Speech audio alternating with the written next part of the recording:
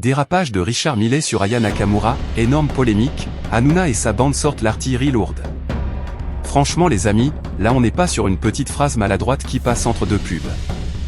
On est sur une séquence qui a mis le feu au plateau et qui a relancé un vrai débat dans le PAF. Tout démarre le lundi 23 février, sur CNews.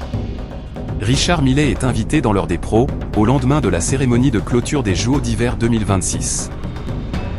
À la base, le débat devait être culturel, posé, presque académique. On parle d'art, d'ouverture des JO de Paris 2024, bref, terrain neutre. Sauf que ça dérape. En plein direct, l'écrivain lâche « Je préfère la Traviata à cette chanteuse énorme, malienne, qui chantait devant l'Académie française ». Et là, gros blanc. Malaise en studio. On sent tout de suite que la phrase ne passe pas. Sarah Salman tente de reprendre la main. Pascal Praud, lui, comprend que ça devient compliqué. Il recadre immédiatement. Vous nous mettez en difficulté, nous, la chaîne et moi. Parce qu'après c'est moi qui suis responsable. Autrement dit, alerte rouge en régie. Il demande même à son invité de s'excuser. La tension est palpable. La séquence est déjà en train de tourner sur les réseaux. Mais l'histoire ne s'arrête pas là. Le soir même, sur TBT9, Cyril Hanouna met le sujet sur la table. Et là, ça part en débat musclé. Qui est très choqué là-dessus, lance-t-il. Les chroniqueurs se précipitent pour prendre la parole. Géraldine Maillet ne cache pas son indignation, choquant quand même d'entendre, aujourd'hui en 2026, quelqu'un dire en toute impunité ça sur un plateau télé. Le ton est grave. Ce n'est pas juste une opinion artistique, pour eux. C'est la manière, la formulation, la référence à l'origine qui dérange. Un chroniqueur rappelle que Richard Mille s'est excusé par la suite.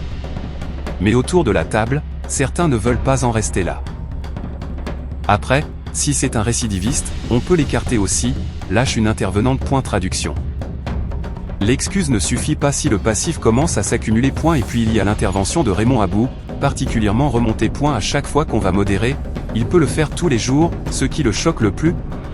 Un détail précis. Et elle connaît pas son nom, mais il sait qu'elle est malienne. Pour lui, ce n'est pas anodin. Il explique même qu'il ne savait pas lui-même qu'Aya Nakamura était d'origine malienne. C'est volontaire, c'est préparé, insiste-t-il. Et c'est là que le débat prend une autre dimension. On ne parle plus seulement d'un goût musical ou d'une comparaison avec l'opéra. On parle de responsabilité médiatique, de mots choisis en direct, et de l'impact que ça peut avoir. À U final, cette séquence relance une question plus large, jusqu'où peut-on aller au nom de la liberté d'expression sur un plateau télé? Et surtout, quelle est la frontière entre critique artistique et propos qui choquent une partie du public? Une chose est sûre. La polémique ne va pas retomber tout de suite.